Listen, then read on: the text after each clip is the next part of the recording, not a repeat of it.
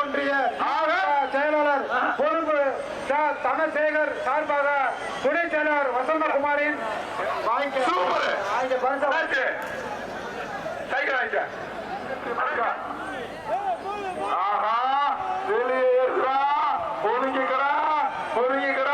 பார்க்குதுரா சீருதுரா பாய போதுரா குடிச்சுக்கோ தண்ணி காசு வாங்கிக்கோ பார்த்துக்கிட்டே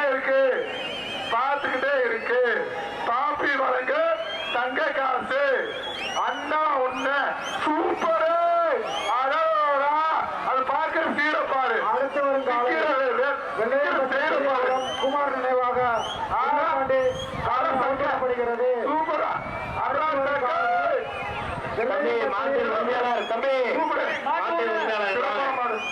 என்னப்பா திரும்பி வந்துடாமையா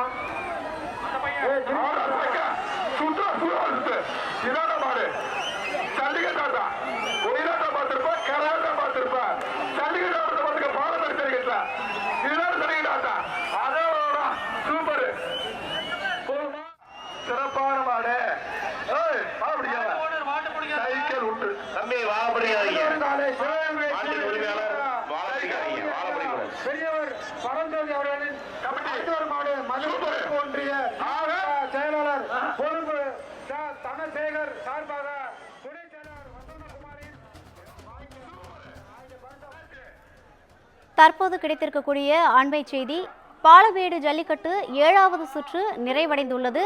தற்போது 8வது சுற்று நடைபெற உள்ளது. இது குறித்தான கூடுதல் விவரங்களை வழங்குவதற்காக நமது செய்தியாளர் அருண் இணைப்பில் இருக்கிறார். வணக்கம் அருண், கூடுதல் விவரங்கள். ரவீனா, தற்போது 7வது சுற்று முடிந்து 8வது சுற்று நடைபெற்று வருகிறது. 8வது சுற்றை பொறுத்தவரை தற்போது அதர் பிங்க் நிறத்தில் பணியன் அணிந்து தற்போது மாடுபிடி வீரர்கள் களத்தில் மாடுகளை அடக்கி வருகிறார்கள். அதே போல பல்வேறு காலைகள் பின்னி எழுந்து தற்போது தங்களுடைய திறமைகளை வெளிப்படுத்தி மாடுபிடி வீரர்களிடம் அகப்படாமல் தற்போது தாவிச் செல்கின்றன. தற்போது 8வது சுற்று நடைபெற்று வரக்கூடிய நிலையில் 3 மணி நிலவரப்படி 678 காளைகளானது இந்த ஜல்லிக்கட்டு போட்டியில் பங்கேற்க வருகின்றது. இதில் 15 காளைகள் உடல் தகுதி உள்ளிட்ட பல்வேறு காரணங்களால் உரிய ஆவணங்கள் இல்லாமல் கொண்டு வரவழைக்கப்பட்ட 15 காளைகள் நீக்கம் செய்யப்பட்டு 663 காளைகளுக்கு அனுமதி வழங்கப்பட்டிருக்கிறது.